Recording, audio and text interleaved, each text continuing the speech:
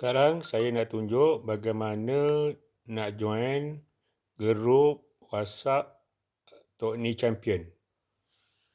Mula buka TikTok profile Tok Ni.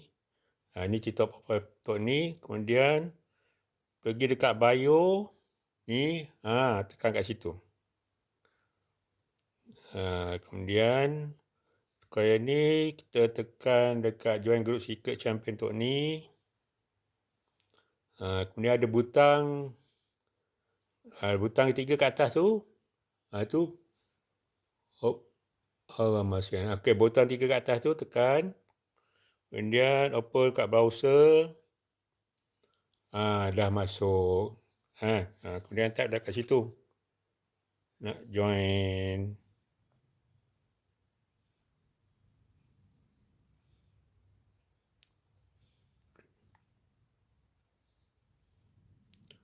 Okey, siap.